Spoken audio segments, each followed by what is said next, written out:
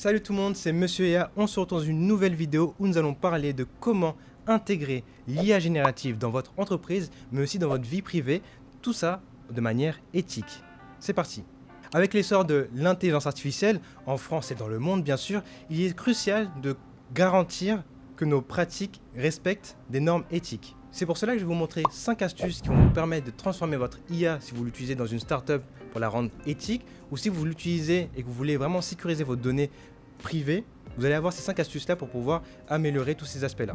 Beaucoup d'entreprises ont décidé d'intégrer l'IA générative dans leur startup. Pourquoi ? Forcément, on a vu qu'en fin 2023, il y avait énormément d'entreprises qui l'ont intégré, qui ont fait un chiffre d'affaires qui a fait x10, et donc toutes les autres entreprises ont décidé de suivre. Maintenant, quand on décide d'intégrer quelque chose massivement, on ne fait pas attention à tout ce qui est éthique et aussi tout ce qui est vie privée. Première astuce, comprendre les principes de l'IA éthique. Avant de plonger dans l'utilisation de l'IA générative, il est essentiel de comprendre les principes de l'IA éthique. Cela inclut la transparence, la responsabilité, l'équité et la confidentialité des données. Donc en termes de transparence, je vais vous donner un exemple qui est très simple à comprendre, c'est, demain vous allez sur une plateforme comme Netflix ou Amazon, elle va vous recommander un contenu. Ce contenu-là doit être recommandé en fonction de contenu que vous avez déjà regardé juste avant. Et c'est justement comme ça qu'elle aborde la partie transparence. La partie responsabilité. On prend le cas où c'est des décisions médicales. Forcément, il faudra qu'il y ait un médecin qui soit là pour regarder les décisions de l'IA générative et pouvoir donner le verdict au patient. Mais s'il n'y avait pas cette partie responsabilité, votre IA n'est pas éthique. Pour la partie équité, bien sûr, c'est tout ce qui est les biais discriminatoires. Donc on prend le cas où demain, on a une startup IA qui gère le CV de ses candidats. Donc on est une entreprise, on a besoin d'avoir pas mal de recrutement cette année. On va envoyer sur cette startup IA notre CV, notre entreprise. Et là, on va recevoir plusieurs CV de candidats. Et la partie équité de votre startup ou pour tout simplement gérer votre vie privée, il faut que cette IA ne se concentre pas seulement par exemple de votre localisation, si vous êtes sur Paris, si vous êtes sur Marseille, etc. Qu'elle regarde directement vos soft skills. Et le dernier point, bien sûr, en termes de confidentialité des données, on reprend le cas avec les patients.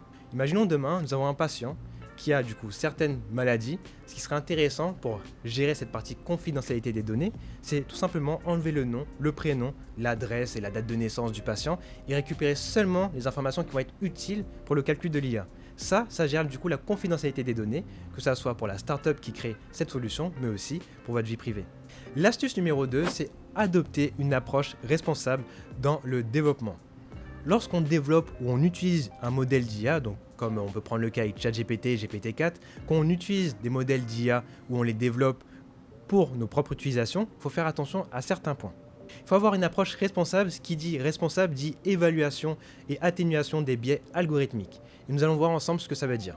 On peut prendre le cas où on a une différence sur la reconnaissance faciale. On peut se rendre compte que si on veut générer une IA qui est éthique, elle doit prendre en compte le fait que ce n'est pas forcément les mêmes résultats qui vont sortir pour analyser un CEO de start-up, mais qu'il y aura du coup différents profils. Et ça, il faudra qu'elle sache le traiter. Un autre point qui est très important, c'est demander l'avis à un expert du domaine. Donc on va prendre le cas où on est dans la partie finance. Ça serait intéressant d'avoir un expert dans la finance pour pouvoir vérifier si les données qui sont générées par l'IA sont correctes. Et tant qu'on n'a pas d'expert dans le domaine, ce n'est pas bon de générer du coup un modèle d'IA qui va travailler sur un sujet si on n'a pas une expertise dessus ou une personne qui est capable de la contrôler. L'astuce numéro 3, c'est promouvoir la transparence et la communication. On va prendre un cas. Demain, vous voulez utiliser une certaine IA générative dans votre startup, il faut être transparent et le dire directement à vos utilisateurs.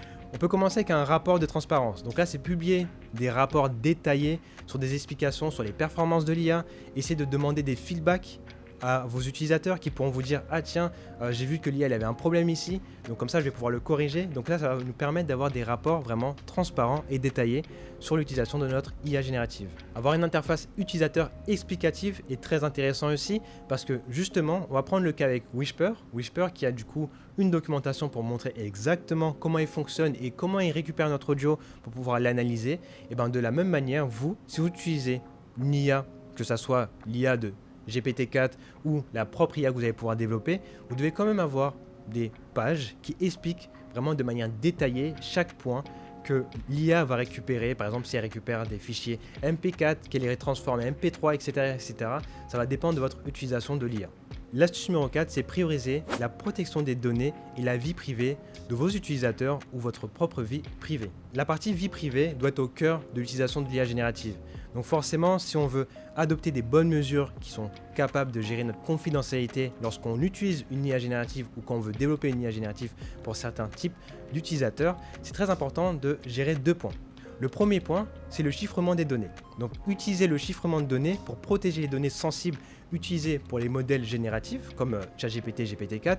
Par exemple, si vous stockez des données de santé dans le cloud pour entraîner un modèle, on peut se dire qu'on enlève le nom, prénom, comme je vous l'ai donné l'exemple juste avant.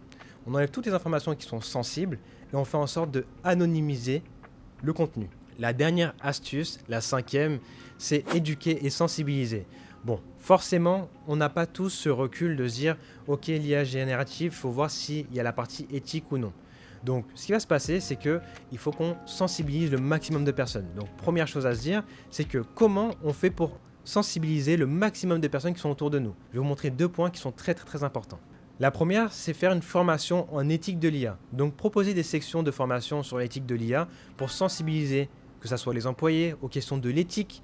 Par exemple, organiser des ateliers où les employés peuvent discuter des implications de l'IA, comment faire en sorte de gérer si c'est éthique en termes d'utilisation ou pas.